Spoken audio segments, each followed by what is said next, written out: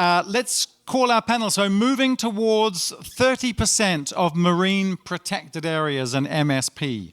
And we're going to have a couple of people online, so this true hybrid feel to the conference. But let me bring forward now, so Marina Markovic, Program Officer, UNEP, MAP, PAPRAC. Welcome to the stage, Marina. Good to see you. And you can sit as close as you want because I think there'll be 2 seats empty. So, and also Vincent Schlepper, and this is Deputy to the Under Secretary, I suppose will be the translation, in charge of coastlines and all things maritime. So in the Ministry of Ecological Transition. That was a translation live. It's always a bit of a challenge. So that's great. And actually online, joining us online, we're good, great. We can see on the screen there, we have Vedran Nikolic, Nature Conservation Unit, DG Environment at the European Commission. Welcome, Vedran. Can you hear us okay? I can hear you very well. I hope you can hear me too. That's great. And you can see us on the stage, hopefully. Hopefully you can see that you're in a room in Brest, full of very enthusiastic, determined people here, so that's great. Good to see you, Vedran. And we're hoping also to have Fabien Boileau, and actually he's in the room with us. Excellent, great. And so from the Marine Natural Park Iroise and the French Office of Biodiversity as well. So great. So we just have Vedran with us online. And we're going to launch straight into this just to keep the momentum. We did our windmill exercise, and I think that gave us some fresh energy, which is great. And it's great to have, because obviously a lot of these questions are linked, aren't they? I mean, the same questions are coming up, the same issues. But it's good to get the perspective from different panelists. I think that's always interesting. So if there is a slight repetition when it comes to the questions, I think it can be valuable nonetheless. So let's launch into this fifth topics. As we can see, they're moving towards 30% of marine protected areas. I actually want to start with Vedran. We'll start with the online, the hybrid element of this. So really the question, Vedran, actually for all of the panel, how can MSP contribute to the EU Biodiversity Strategy target, again the word target coming in here, of legally protecting, and that's a key word, isn't it also, Vedran, that we're legally protecting 30% of European oceans and seas. Vedran, your answer to that, how can MSP contribute to that? Yes, thank you for the question. Good afternoon to everybody. Thanks for inviting me. I'm sorry I couldn't join you in person. We are very busy preparing many initiatives under the strategy that you mentioned, in particular the new nature restoration law. But on your question, yes, as part of the EU Biodiversity Strategy for 2030, the Commission, so us and member states, all 27 of them, made a political commitment to legally protect at least 30% of our seas and to strictly protect 1/3 of it. So, but these protected areas should not just be drawn on the map. This is the situation that has become known as paper parks, so things that exist on the map, but they are not actually being implemented. So the marine protected areas really need to be effectively managed. They need to form a coherent network in order to deliver their benefits for biodiversity. And this target of 30%, it's based on science. It's much needed to stop the biodiversity loss that we are experiencing and to restore marine biodiversity. So, but these restored and healthy ecosystems, including in marine protected areas, also are important to deliver the socioeconomic benefits to the coastal communities and our society in the EU. So it's an ambitious target, as you said, and how we will implement the target and how can the MSP contribute? Well, together with member states, we already defined the criteria and guidance on how this should happen. We expect the countries to deliver their pledges, which are kind of lists and maps of new protected areas by the end of this year. So you see, it's happening very fast. There is a sense of urgency to this target. And we will then, over the next year, 2023, organize a series of meetings or seminars in each regional sea. So we'll come to the local level to discuss these pledges, these plans, together with stakeholders, not just us and member states, but also all the users of the sea, their representatives. All this to see how far we can get, because the Commission needs to report in 2024 on the progress on this target. But how can MSP really help in this process of preparing these plans and implementing them? Well, it can help a lot. First, the MSPs, the plans should integrate these new planned areas. They should integrate the necessary measures to manage activities in those marine protected areas. But it can do much more than that, simply showing that in a plan. The MSPs, they can explore the potential scenarios and trade-offs. They can look at trade-offs to reach these targets, to maximize win-wins, to ensure benefits to maritime activities such as fisheries, tourism, but also to wider societies through climate change adaptation. So just one example, as you said in the previous section, we are expanding renewables. We are putting so many windmills in the sea, but we need a certain space for that, be it 2, 3, 4%. By doing that, we can also protect and restore our seabed. By taking the space for windmills, we can actually exclude other damaging activities to seabed, such as fishing, which has an impact on biodiversity, but also on carbon storage capacity of our seabed. So my point is that we can achieve so many co-benefits of managing activities in marine protected areas and beyond. We can achieve multiple objectives, and that's what MSP is about. But we don't need to wait another generation of plans. I mean, the knowledge, the information, and the tools, that exists already and can be used in this process of planning new MPAs this year and next year. And later, yes, it can be reflected and should be reflected in the new plans.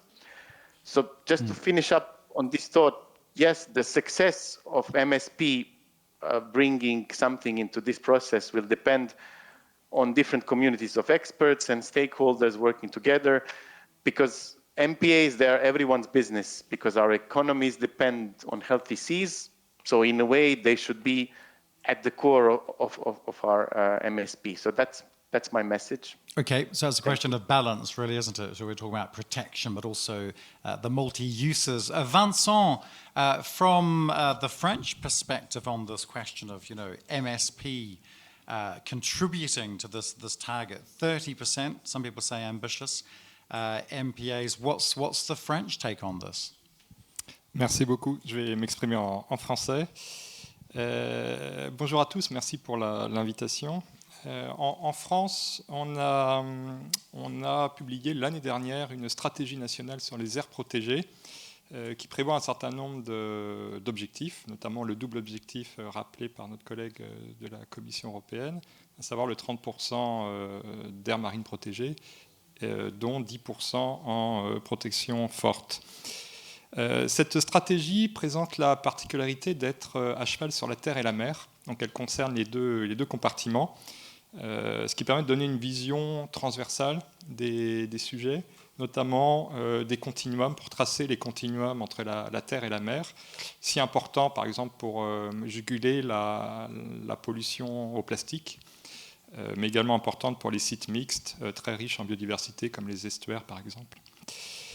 On a également une stratégie, enfin cette stratégie s'applique à l'ensemble du territoire national, donc territoire de l'Union européenne, de la France, mais également outre-mer.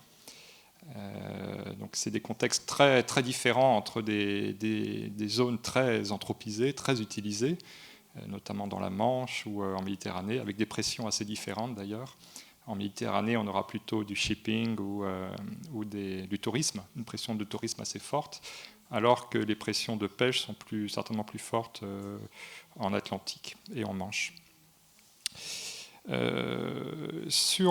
à ce stade, on en est à 33,4% des eaux territoriales et ZEE françaises qui sont en aire marine protégée.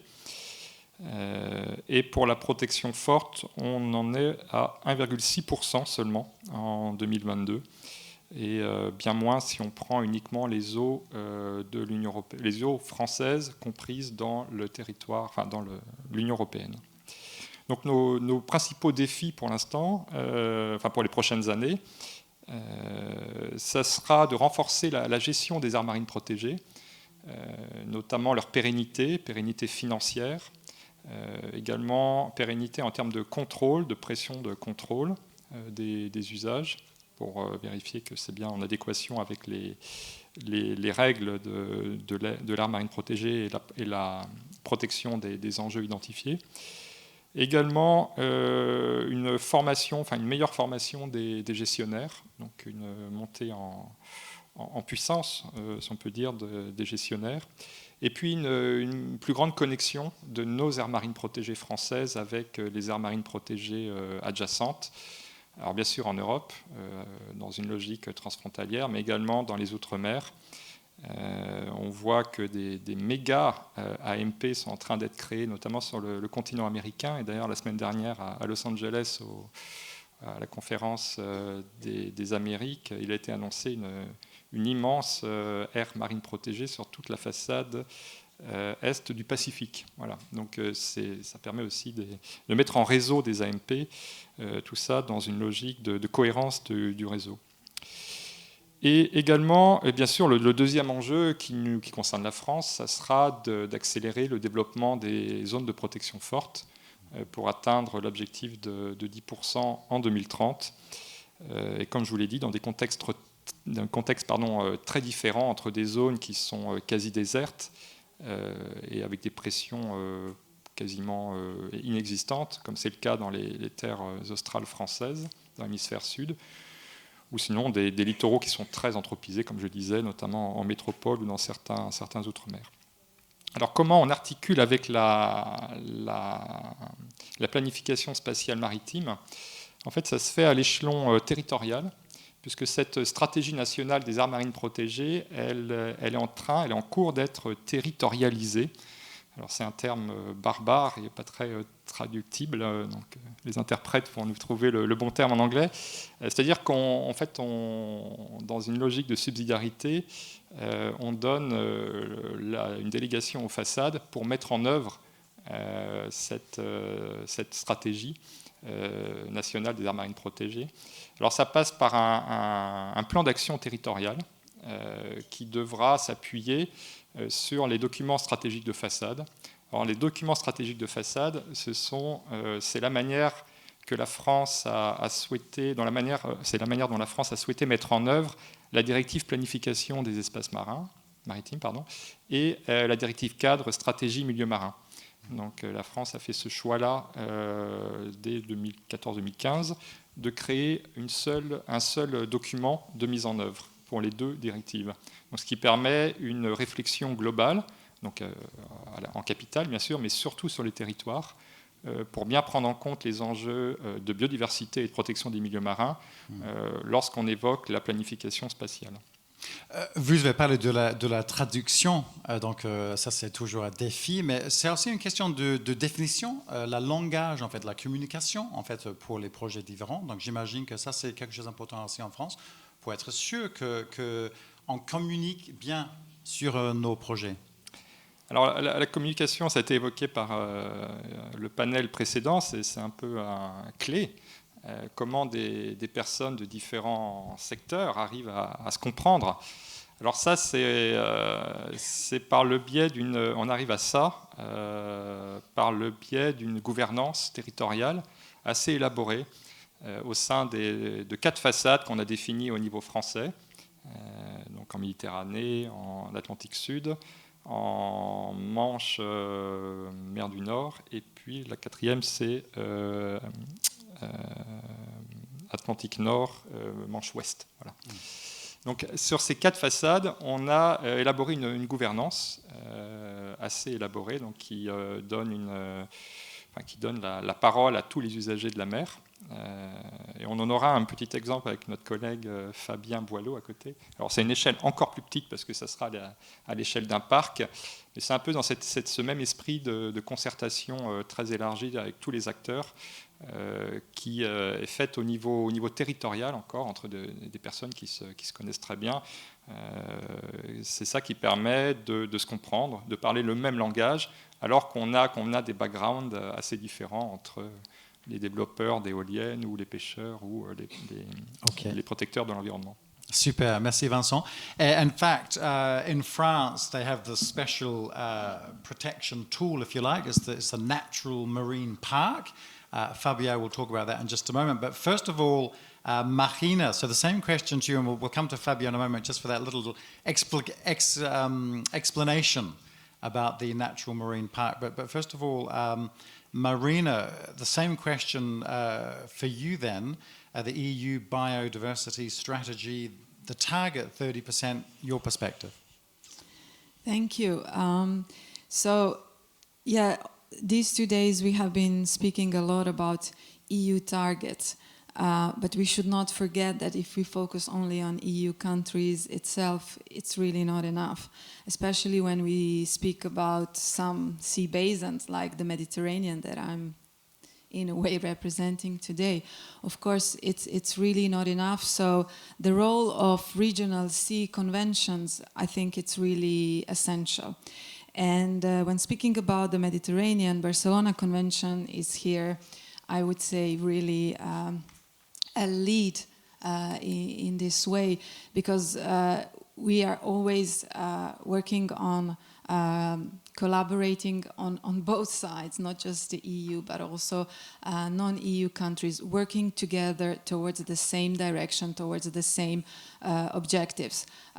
Also really being, up to date with all the requirements and all the targets, like these recent ones on 30%.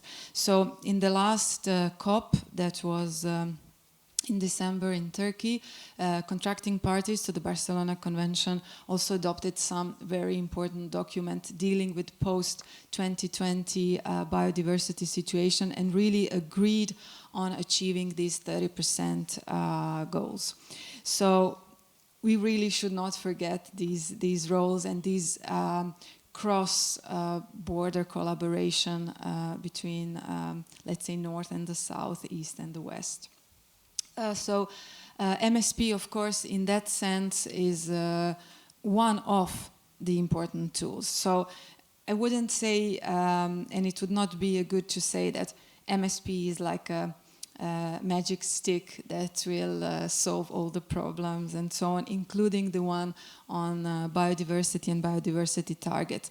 There are some really important let's say, additional processes that are leading into that direction. But, of course, MSP as such is an important one.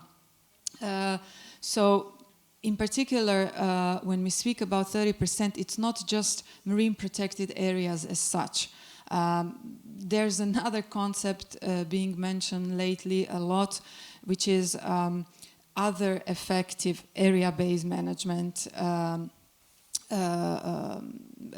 conservation measures, and this is something where maybe marine spatial planning can play quite an important role. Also yesterday we mentioned a lot about this cumulative effect assessment, and this is one, let's say, important tool or ecosystem approach as such to identify maybe such other areas where some effective conservation measures could take place that could contribute to these 30%. We had an experience in Montenegro within the Barcelona Convention. We actually worked together with the Montenegrin government in developing their marine spatial plan. And actually by using the ecosystem approach and cumulative assessments, we identify such additional areas that could increase this this percentage, because if we look only at marine protected area, they recently just adopted the first marine protected areas in the country, so now they are maybe around 1% with really marine protected areas. But with these additional areas, we maybe managed to reach around 9%. So I think it's quite relevant. And just as a note on Montenegro, so we were working a marine spatial plan up to the external limits of the territorial waters. So we couldn't, for the legal purposes, work outside. So I'm sure with this approach, going beyond national boundaries, we can do much more. Yeah, and I'm glad you brought in the Barcelona Convention, because of course that comes into it. That's also one of the pathways, isn't it? Fabia, this is the moment for you to explain to us about this unique tool. I think it's quite unique. I mean, the way it's run and the way that it's set up in France in terms of a natural marine park, Iroise. Just for those who don't know, the park Iroise, just explain to us. You're the director there, but you're also in the French Office of Biodiversity. Oui, bonjour. Merci pour l'invitation. Alors, c'est jamais évident de passer en dernier parce que finalement, le concept de parc naturel marin synthétise beaucoup de choses qui ont été dites à l'occasion de ces différentes sessions. Le concept de parc naturel marin, c'est trois choses. D'abord, la connaissance. On ne connaît pas grand-chose sur le milieu marin. On a parlé hier notamment de l'acquisition de données et surtout de sa restitution. Donc, il faut être capable à la fois d'acquérir des données sur le milieu marin et de les restituer, y compris au grand public. La deuxième chose, évidemment, nous sommes dans une aire marine protégée, donc il s'agit bien de protéger le milieu marin, et je vais revenir dessus. Et la troisième chose, c'est le maintien d'activités durables. Donc nous ne sommes pas une mise sous cloche, certains pourraient appeler ça des parcs de papier, c'est un terme qu'on entend parfois, sauf que c'est un excellent moyen de protéger et surtout de limiter certaines de ces activités. Alors, comment on fait à la création d'un parc, en fait, le décret qui permet de créer, qui crée ce parc est très très simple et ne comporte que trois choses. La première, ce sont les limites géographiques de cette aire marine protégée. Alors, limites géographiques toujours à taille humaine. On a 8 parcs aujourd'hui en France, dont les plus grands sont outre-mer, mais 8 parcs sur les façades, donc 6 donc, sur les façades métropolitaines. Et ce sont des parcs dans lesquels en fait, les acteurs peuvent se reconnaître. C'est-à-dire qu'on a des surfaces qui sont suffisamment petites pour que les acteurs comprennent ce qui se passe à l'échelle de leur aire marine protégée, mais quand même suffisamment grande pour avoir un sens et pour pouvoir créer à l'intérieur d'autres structures de protection plus fortes. Une fois qu'on a créé cette zone, qu'on a cet élément dans le décret, la deuxième chose, c'est les orientations de gestion, les grands objectifs. Qu'est-ce qu'on donne comme grands objectifs à cette aire marine protégée? Et là aussi, on trouve un équilibre entre la protection et le développement durable d'activités. Donc on garde cet équilibre-là. Et enfin, la troisième chose, évidemment, c'est la composition d'un conseil de gestion. Donc c'est un organe de gouvernance local qui va prendre ensuite les décisions et qui va notamment prendre des décisions très importantes sur des mesures de protection, sur l'interdiction de certaines activités. Et c'est là qu'on voit commencer la protection. Donc typiquement, en Iroise, après, le parc a été créé en 2007 et aujourd'hui, ce conseil de gestion a proposé à l'État français tout un tas de mesures de protection, donc à la fois réserve nationale, donc nous avons multiplié par 30 la dimension d'une réserve nationale, des cantonnements de pêche, des interdictions à certains endroits, des interdictions d'activités de loisirs à d'autres, mais à chaque fois qui répondaient à des enjeux qui avaient été identifiés dans la phase de connaissance. Mais quand vous voyez les questions sur MSP, en fait, avec 30%, l'objectif de 30%, en fait, vous dites quoi, en fait? Parce que nous, on est déjà dans un parc naturel. Est-ce que quand même ça résonne chez vous? C'est quand même une question, c'est quand même une réflexion. Ça résonne évidemment, puisqu'il est indispensable d'avoir des aires. Alors 30%, encore une fois, comme ça a été expliqué, en France, on les a. On a globalement 30% d'aires marines protégées. Là où on peut se poser la question, c'est les 10% en protection forte. Alors d'abord, la définition à l'échelle européenne ne me semble pas tout à fait encore complètement claire. En France, on a un décret qui est paru récemment et qui éclaircit un peu ça. C'est donc la vision française. Et puis, on attend encore les dernières directives qui vont nous permettre de mettre ça en œuvre. Aujourd'hui, en Iroise, sur les 3500 km² de parcs naturels marins, donc de zones finalement qui pourraient paraître assez peu protégées. Alors je vais revenir quand même sur cette notion-là, parce que je ne suis pas tout à fait d'accord avec cette définition. On a aujourd'hui 7% de cette zone qui pourrait être considérée comme une zone de protection forte, à l'aune des définitions qui ont été données aujourd'hui par notre ministère. C'est à peu près là. Et on n'a pas fini, c'est un travail qui continue. C'est-à-dire que notre conseil de gestion a bien en tête la nécessité de continuer à acquérir de la connaissance. Il y a encore des zones, après plus de 10 ans au sein de ce parc, sur lesquelles on n'a pas assez de connaissances pour pouvoir mettre en place des mesures de protection efficaces.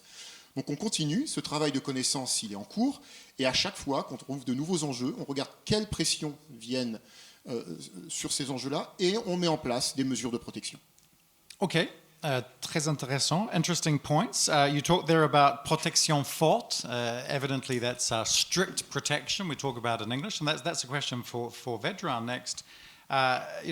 We talked there about strict protection. France talks there about protection forte. Implementing this in the context of use of the marine space by lots of different people. We're talking about lots of different activities.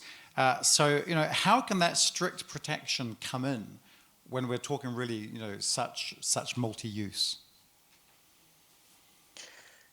Yes, thank you. I don't want to bore the participants with lots of definitions, but as somebody said, it's very important for us to have a common understanding on this concept. And for the purpose of EU Biodiversity Strategy, and for the implementation and tracking of this target, we defined together with the countries what is a strictly protected area. So this is a fully and legally protected area where natural processes are left essentially undisturbed from human pressures. Now, these protected areas are usually called in the world and in the EU marine reserves or no-take zones. And they allow only, indeed, the limited interventions or activities, such as scientific research, restoration, or strictly controlled recreational activities, visitation. Now, we know that there is currently less than 1% of EU seas strictly protected, and we know that countries have tried to implement their own definitions and targets, but we will actually count towards the EU target only those areas which comply with this definition. And this target of 10% will need to be reached at the level of our marine regions. So every country will have to do its fair share.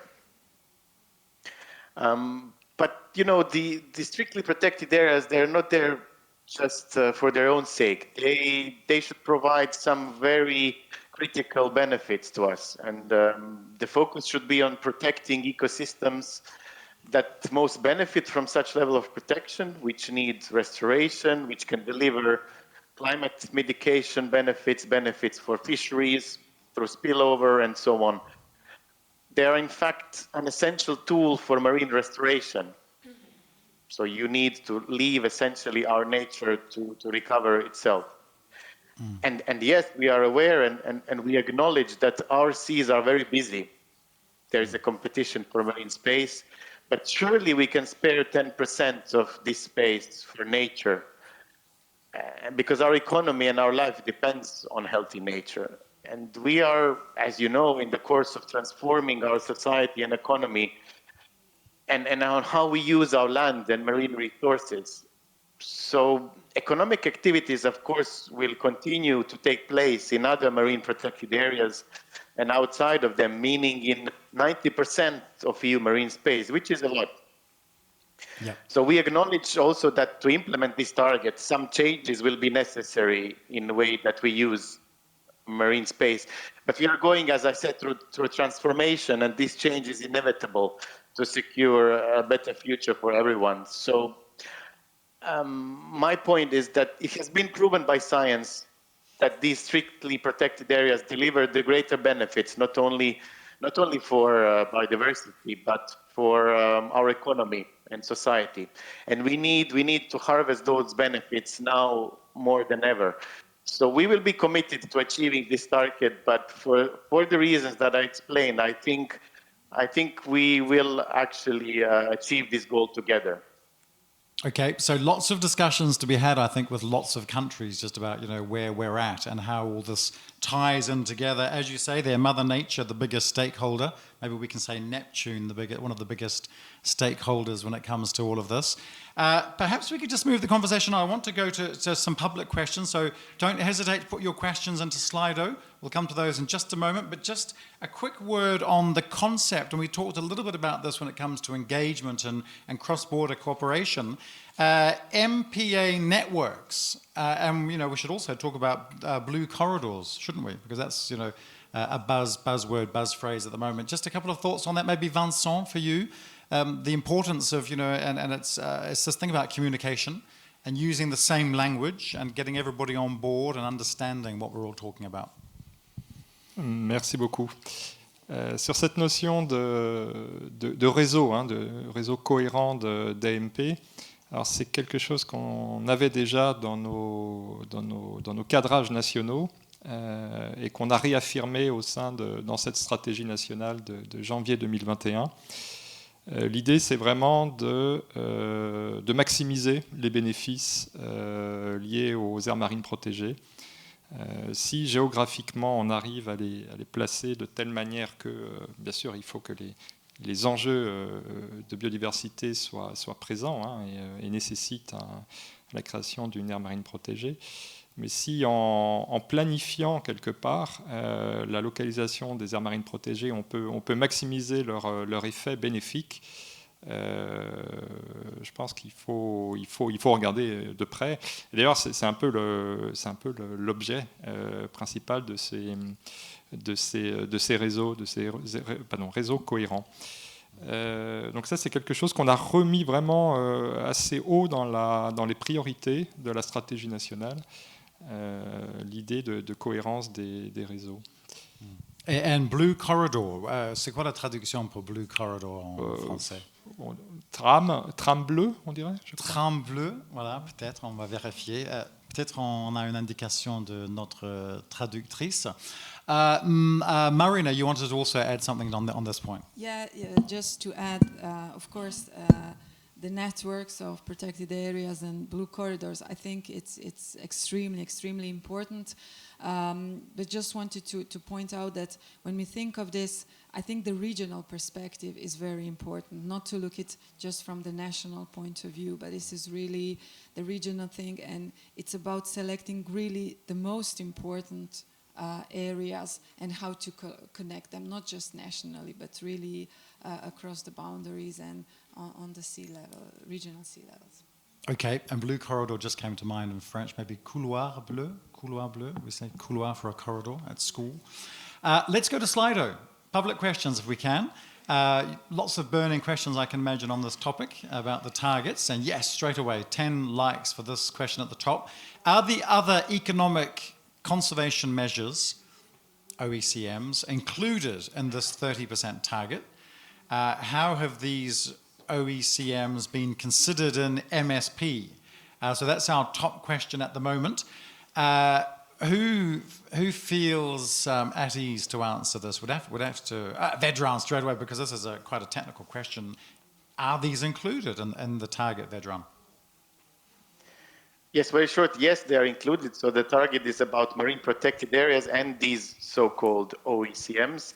I mean, for the benefit of people that are not familiar with this technical jargon, they're essentially not marine protected areas, but they deliver the benefits equal to those that MPAs deliver. They were designated for some other purpose. For example, military areas, for example, even wind parks or even aquaculture installations can sometimes deliver benefits for biodiversity, as strange as it may seem. But this term was introduced by the Convention on Biological Diversity. There are criteria developed how to recognize their existence. And yes, the MSP can help identify them. It can help in this process of integrating them in the network of protected areas and OECMs to reach the 30% target. Okay, let's go to the next. Marina, you wanted to just add something on that? Yeah, maybe just wanted to add. I think this is a new concept quite used these days. I think one important aspect in these OSCMs is that there needs to be a specific management in place in order for them to be accepted as such, and they definitively need to contribute to conservation purposes. I mentioned the case of Montenegro, where we use the ecosystem approach to identify such areas that could really contribute to, they are not protected areas, but that could contribute to conservation of biodiversity. And we are currently in a discussion with the FAO to really see whether these and such areas fit under this description. So for this particular, the MSP was really the tool to identify such areas. I would just like to mention one example that we have in the Adriatic, which is great. I think Vedran knows much more about it than I do. It's Jabuka Pit. It's the area in the central part of the Adriatic that was really protected for the purpose of as a fisheries ground. And I think it's a great achievement of collaboration for the long year of research, collaboration between Croatian and Italian scientists and also fishermen. And the protection was achieved there.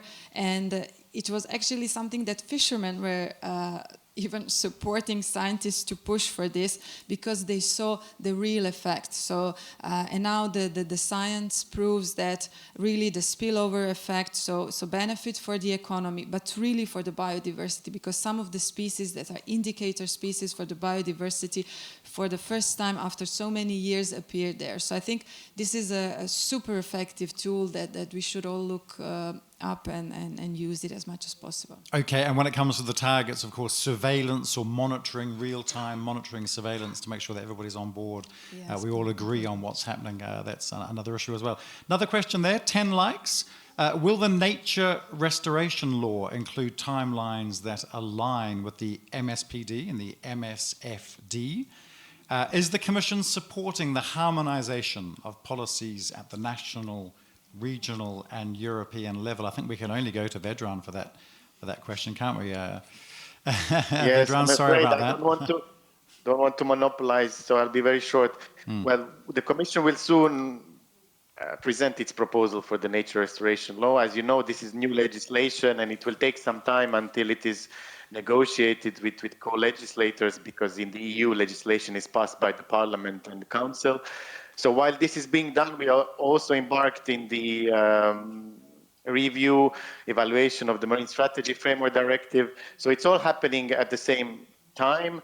And our job is, of course, to make it happen that all this fits together nicely, and that the countries can implement this legislation, and that, more importantly, that we can achieve goals, that we can achieve benefits for environment. So we aim to do that, but how that will be done, it's maybe beyond the scope of this conference. Yeah, it's easier said than done often is the case. I don't know, France, you're eagerly awaiting word on that, how you can see that. That's maybe for another discussion, for another conference, talking about that. Interesting question here when it comes to MPAs. Should it be possible to include offshore wind areas as MPAs? Interesting. Don't know who would like to respond to that. Fabien, I don't know if you're going to have offshore wind areas as part of your natural park. Alors, nous n'avons pas de zone propice à la pose d'éoliennes, mais on peut. Moi, je retournerai la question. Est-ce qu'on peut avoir des éoliennes à l'intérieur des aires marines protégées, plutôt que de se demander si des zones d'éoliennes peuvent être des aires marines protégées?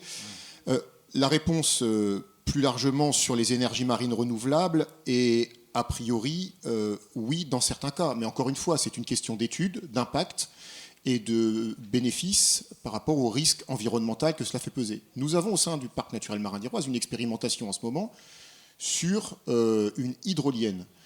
Et en fait, le conseil de gestion a considéré qu'il était très intéressant de l'avoir au sein du parc, simplement pour pouvoir suivre son impact et ensuite restituer la connaissance acquise sur l'impact de cette hydrolienne à l'ensemble des projets. Et donc, on en a une qui tourne en ce moment, d'ailleurs. Et pour nous, c'était important de l'avoir ici. Après, sur le développement de grands champs éoliens, ça, je laisse ça aux spécialistes, parce que pour l'instant, nous n'avons pas fait, à notre niveau, d'études sur la question. Nous ne sommes pas une zone propice. Okay, I don't know if anybody else wanted to respond to that question as well. Don't want to put you on the spot, Vedran, but we have another question. And this is oh, no, I had it there and it's disappeared. So the vote has gone up. No, we do have there 8 likes for this question. And this can be quick as well, Vedran, because we've already talked about this a little bit. But when you talked about the involvement of stakeholders, including Mother Nature, are there the fishermen and fisherwomen? Because I know a couple of female fishers, maybe we can say that in English. Are they involved as well via the European Union advisory councils, for example, Vedran? Thank you. I understand this question is in the context of achieving these targets and discussing them, I guess. Yes. Yeah, well, they will so. be involved. They are our key stakeholders as key users of the sea. And part of our economy. So we will involve essentially everybody in these discussions, as we have always done with the nature legislation.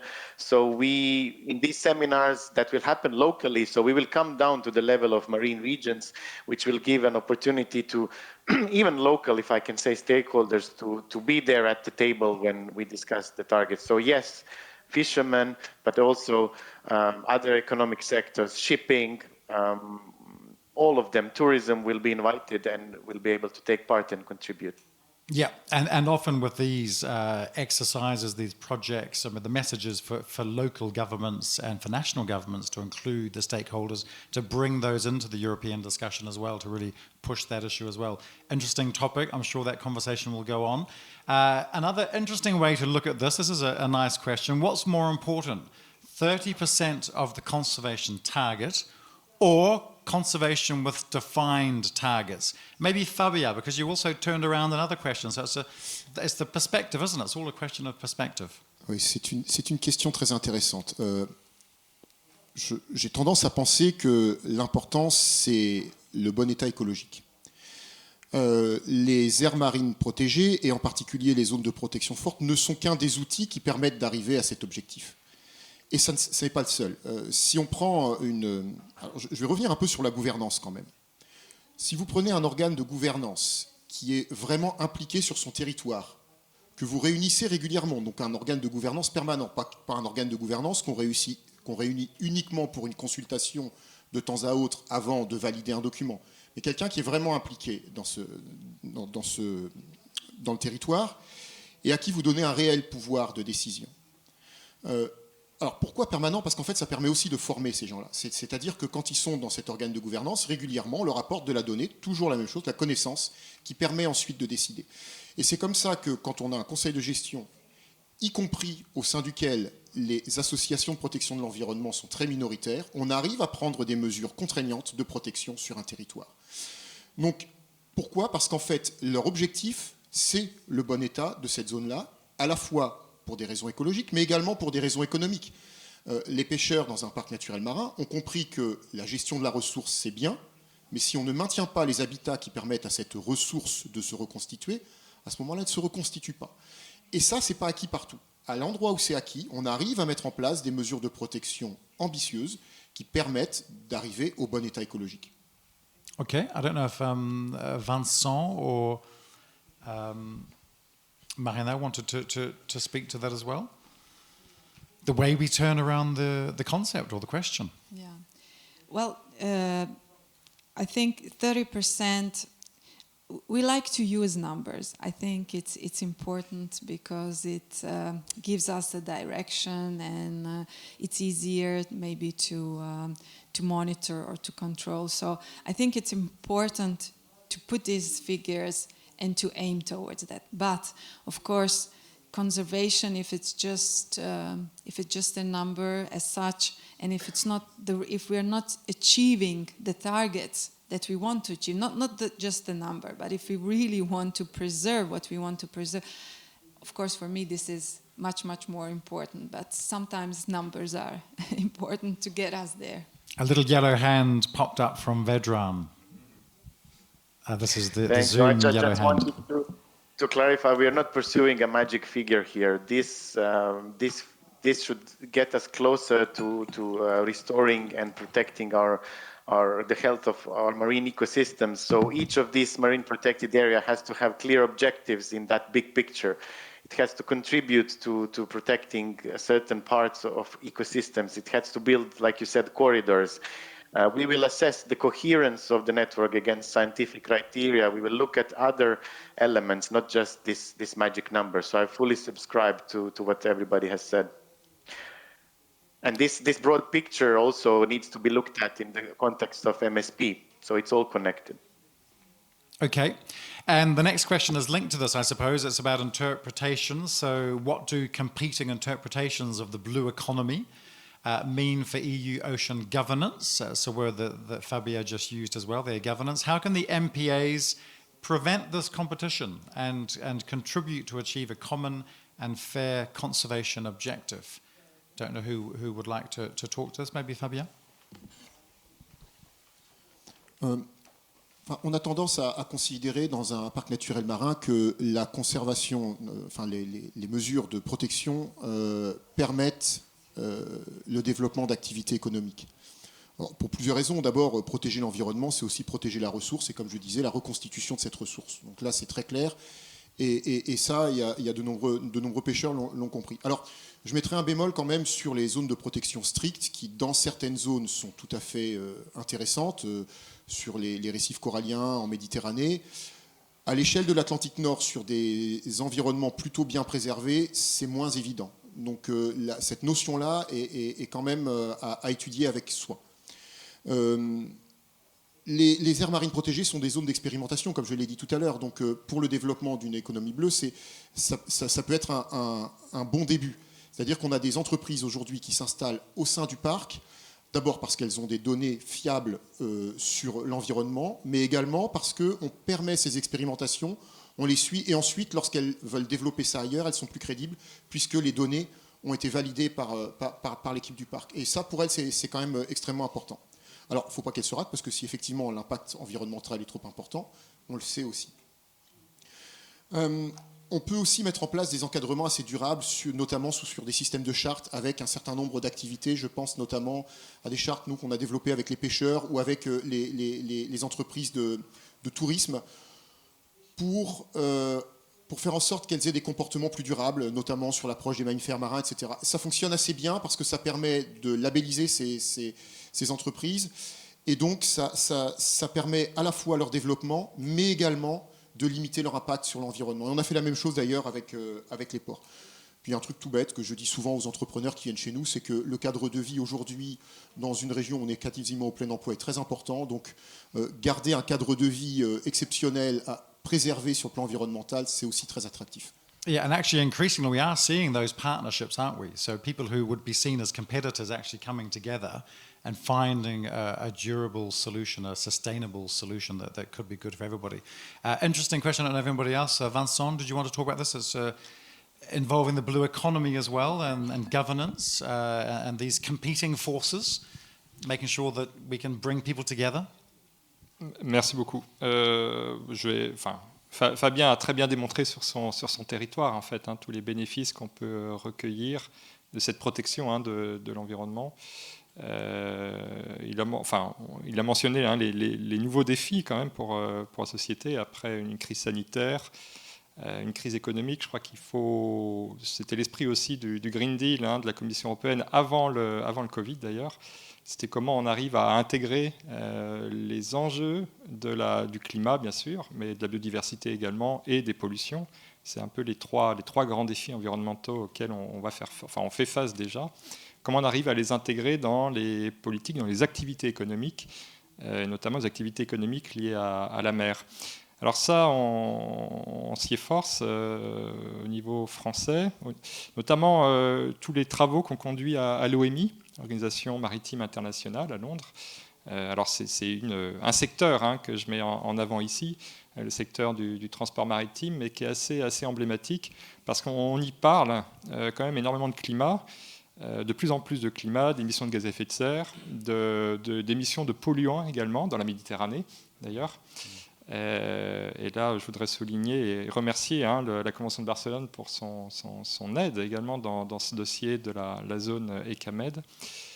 Et l'OMI s'intéresse aussi à la biodiversité. Enfin, c'est ce qu'on va essayer de proposer en proposant une zone maritime particulièrement vulnérable en Méditerranée nord-occidentale pour réduire les risques de collision avec les cétacés, notamment le rorqual. Donc l'idée d'intégrer quand même ces enjeux environnementaux dans toutes les sphères économiques liées à l'économie maritime, ce qu'on appelle l'économie bleue, c'est vraiment quelque chose qu'on essaye de faire au quotidien. On dit souvent que c'est une question de perspective, mais on entend aussi que c'est une question de transparence.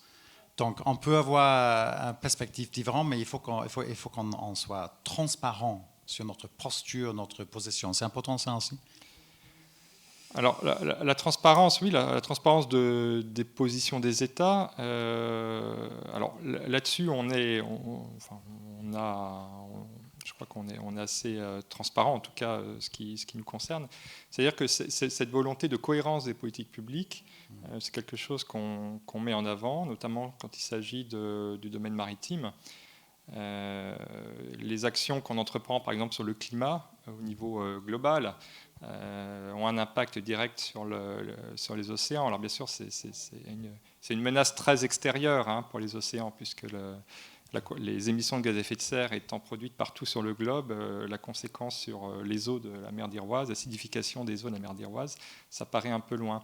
Mais toutes les politiques qu'on met en avant, toutes les positions qu'on peut prendre dans différentes enceintes liées de près ou de loin à la mer, concourent vraiment à cet objectif, qui est de diminuer les pressions, quelles qu'elles soient, directes, indirectes, globales ou locales, sur les océans, pour préserver encore ces océans qui sont, comme on l'a bien dit, un capital, enfin on parle souvent d'assurance vie, de capital d'asset, comme on dit en anglais, pour l'avenir, c'est vraiment ça.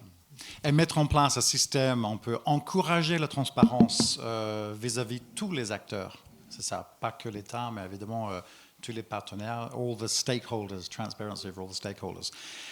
Just a very technical question there. I saw there 7 votes. Vedran, just very quickly, does the 30% targets of MPAs include the depth part of the oceans, the Z part? We talked there about the X and the Y. Very quick answer from Vedran before we just get some final words from the panel. Yes, it does. The sea is 3-dimensional, so of course you need to take into account the fact that some countries have jurisdiction under full marine area, meaning the water column and seabed, and in some areas they just have control over seabed. But all this will be taken into account, and we have European Environment Agency that will support us in assessing the coherence of the network, including in relation to what it protects and where. Okay, thanks very much for that. This is a learning curve, isn't it? Also, it's an exchange of ideas. We learn something new, so we know that now it does include the Z part. I didn't know that it was called the Z part, so that's something that I've learned as well. Fabia, vous voulez ajouter quelque chose? Oui, peut-être sur cet aspect-là. Après 15 ans d'application de notre plan de gestion, on s'est rendu compte que c'était une partie sur laquelle il fallait qu'on travaille. Donc on travaille aujourd'hui sur le prochain. Et alors ça pose plusieurs questions. D'abord, effectivement, quand on présente le parc, pour nous c'est un volume, pas une surface. Or, toutes les discussions qu'on a, toutes les règles sont des transpositions de règles terrestres. Et quand on arrive sur le milieu marin, on a toujours quelque chose, des cartes en 2D. Alors qu'en fait, on a bien affaire à un volume. Et la richesse, elle est dans ce volume-là. Toute la chaîne trophique est dans ce volume. Et le grand défi auquel on va être confronté, c'est que ce volume bouge. Et il bouge très vite à l'aune des grands changements globaux. C'est-à-dire qu'une zone qui peut être très riche à un moment, quelques années plus tard, voire alors peut-être pas en mois, mais en années et pas en dizaines d'années, va avoir bougé à un autre endroit. Ça veut dire que dans notre façon d'imaginer les choses, y compris dans la création de zones de protection fortes, pourquoi pas, il va falloir imaginer des systèmes suffisamment flexibles pour pouvoir faire évoluer ces zones-là, en particulier sur la composante volumique, je dirais, de cette protection. Aujourd'hui, on n'est pas prêt. Ça veut dire que toute la réglementation de l'ONU jusqu'aux réglementations locales doit être capable d'évoluer pour prendre en compte cet aspect-là. Okay, and just while you're thinking of your final buzzword, your key takeaway from this session, so I'll give you just 30 seconds for that, just one word, 2 words, or a maximum of one phrase. That's my target. It's like the 30% target. I just wanted to just quickly summarize, because there's two other questions with interesting points. And just while you're thinking of your buzzwords, your key takeaways. So there, somebody was talking about, the surveillance, the monitoring, the control. How are we controlling or judging whether we're respecting the MPAs?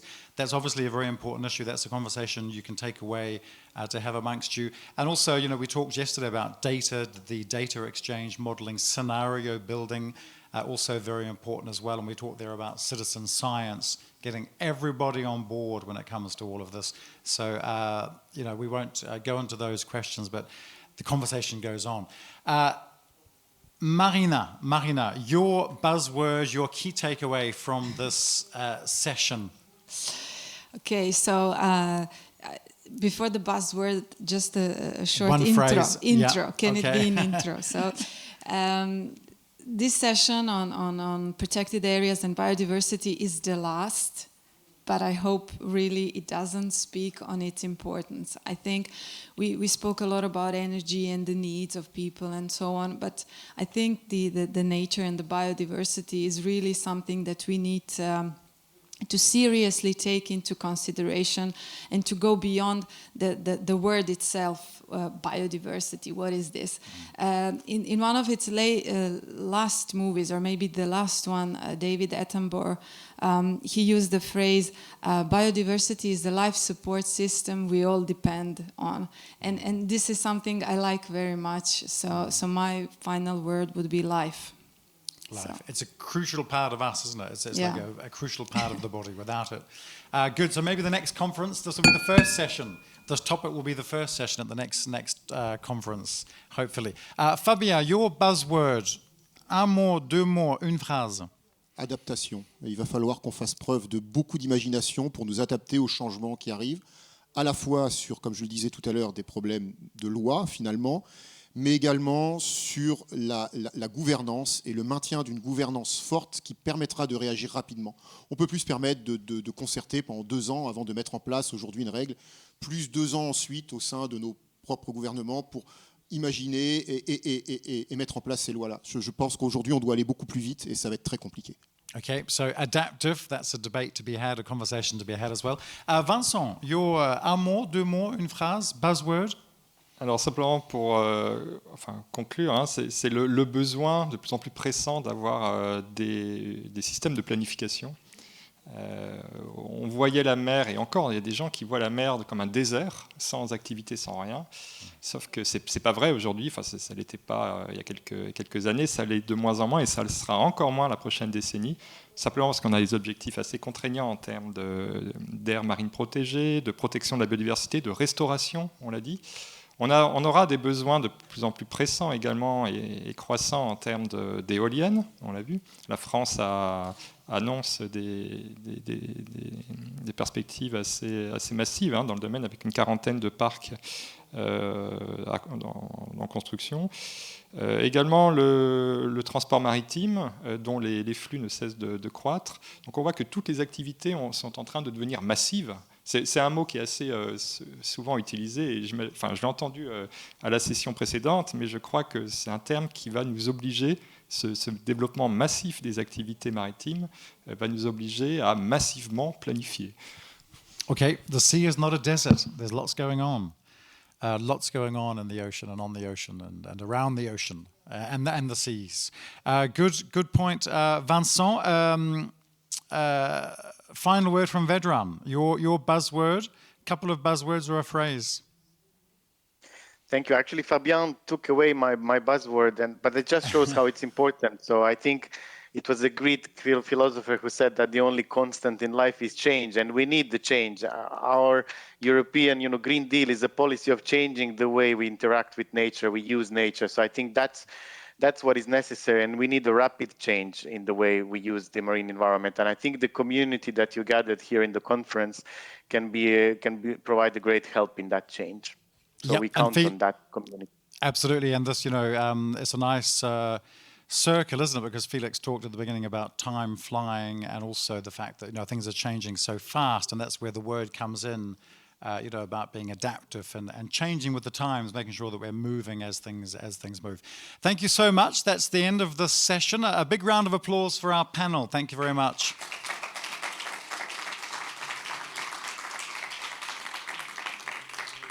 Thank you very much. And actually, so we talked there about buzzwords and buzz phrases and key takeaways. Actually, to end this conference, we would like to go back to the word cloud on Slido. And this is very interesting. We'll take some time on this because it's just good for you to take things away back to your teams, back to your people, and all the meetings you're going to hold in the days and weeks to come. What key words describe your takeaway from today? It could be Seamus, for example. I could be your takeaway. Why not? Positivity. I love it that was the key word. That was the very first word that I saw, positivity. And I think that's great. It's, we need to be positive going forward. Equal footing there, hard work. There's a lot of work. There's a lot of work ahead, but we are determined, and we're all in this. Well, I say we, but it's actually you. Adaptability. Adaptability means, or adaptability matters maybe, biodiversity protection. A lot of people are putting that up there as the key phrase. Ambition, that was great. The holistic vision, that's great. So looking at things really in the global context, and not just looking at one particular element. Vision, do we have enough vision? Are we looking into the future? Do we have the crystal ball questions? Or are we looking too far into the past? I saw there a great one, act locally, think global. And we actually now have a new word in English, don't we? Global. Global, yes. Glocal, sorry, glocal.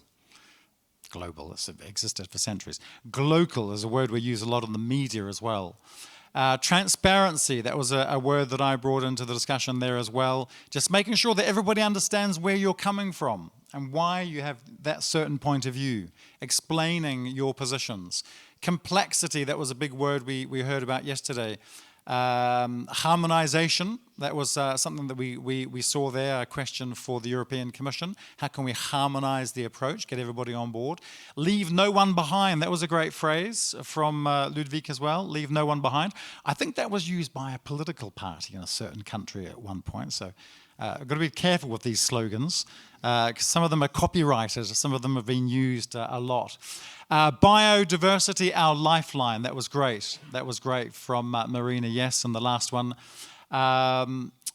Adaptation, that's turned into a big word, so quite a few people putting that in. So as I understand it, if the word is bigger in the middle of the screen, it means that there are several people actually putting that word in. So we see there, biodiversity protection, so we all agree the target is there. There's no debate about the target now, is there? It's a legal requirement, 30%. Adaptation, it's right in the center there. Fabia will be pleased with that.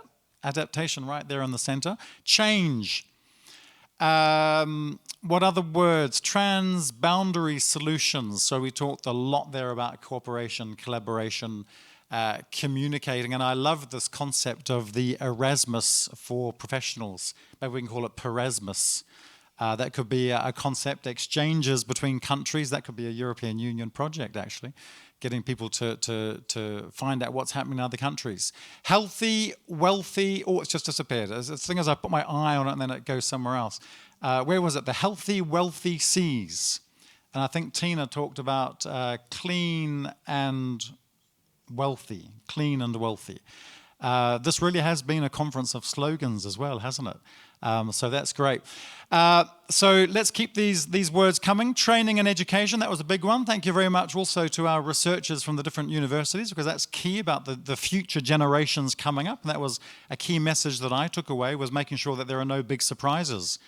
That the challenges of tomorrow, we know about them, we start identifying them today and getting the younger generation on board so they understand they have time to get their heads around things. And it was Andrea talked about that, and some of the other people as well, Malena in Germany. Balance, that's a word that I used a lot. Flexibility, that's a great word. Thrust, maybe that comes from the word drivers and accelerators. We need to have momentum.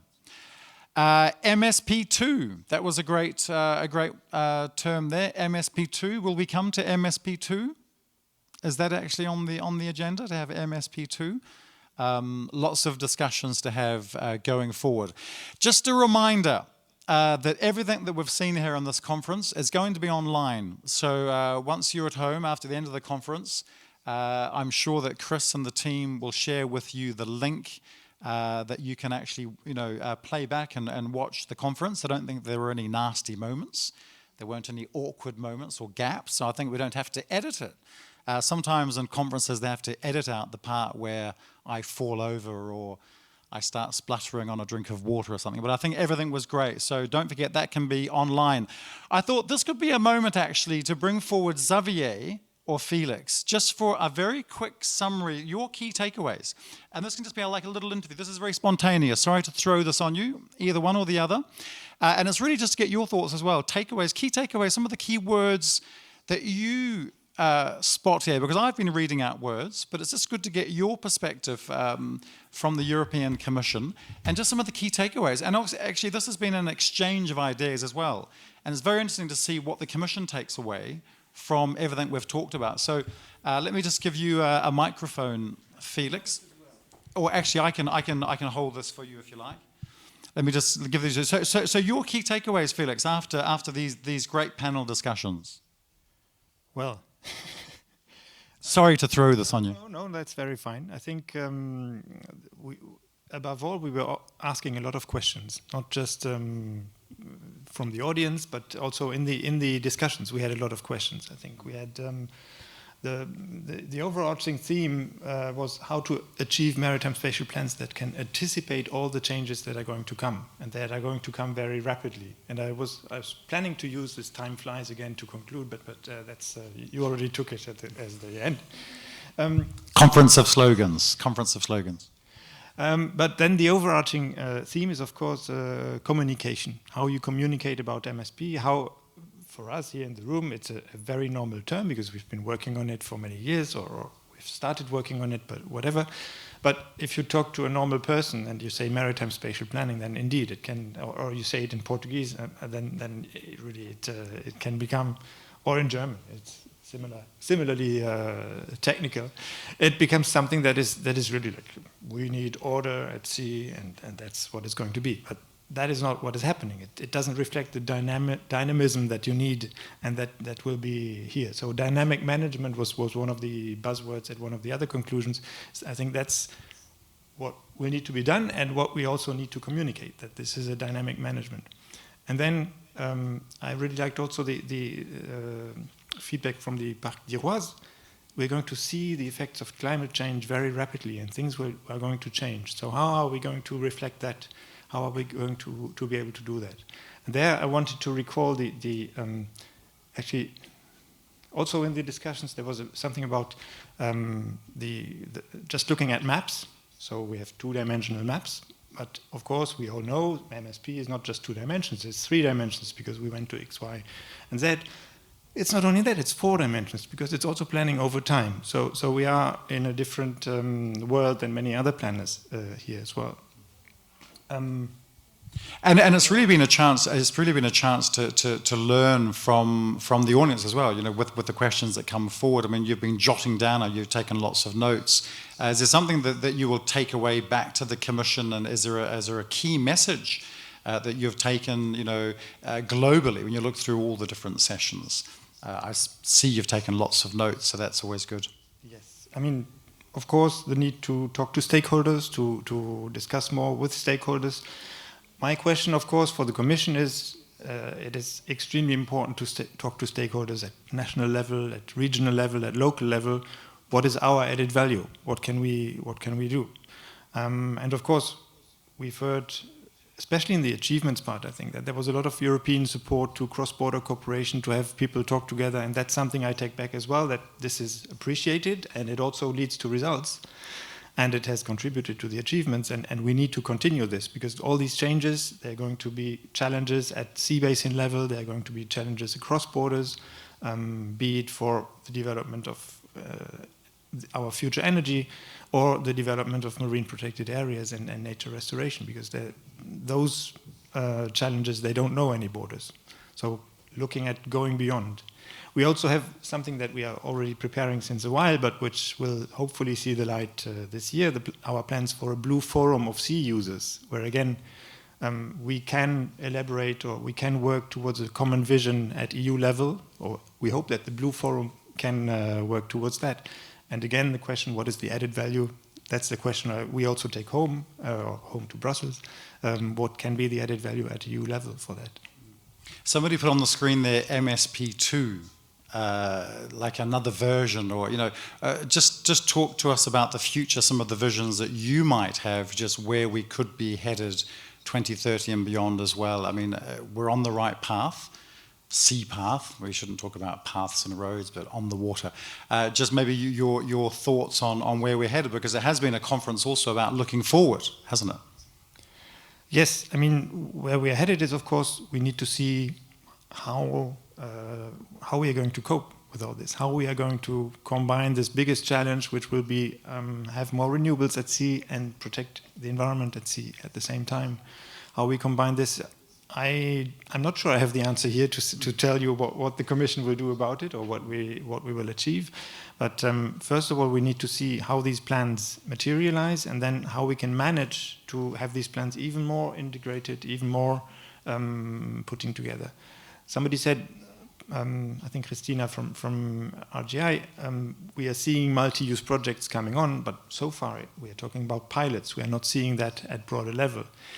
We have certainly massive areas of wind parks already, which have been in place for a while. We can maybe observe some developments in the nature there.